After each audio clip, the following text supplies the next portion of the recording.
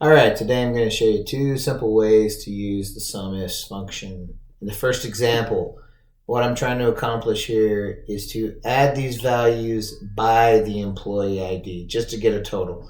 I'm not worried about the code. I'm just trying to get a total by employee ID. Equals Sumifs. And the way this works is the first parameter is to what range do you want to add?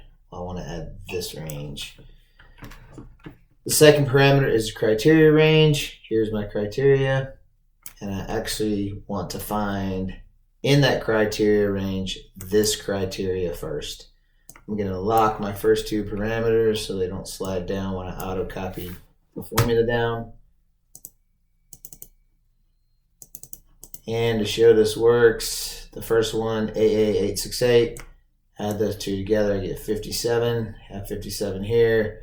Let's check another one down here.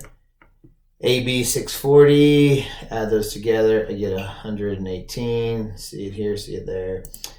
Second example is by multiple criteria. So in this case, what I want to do is add this column by this criteria and this criteria, by employee ID and by code.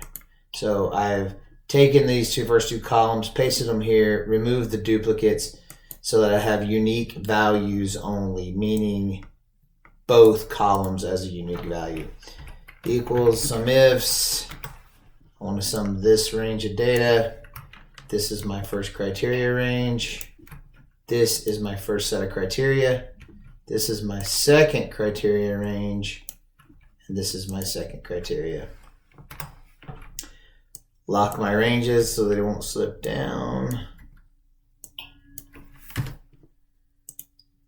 Copy it down. Let's check the AB640 and 800 GT, which is, I believe, is these right here. 118, 118. Thanks for watching.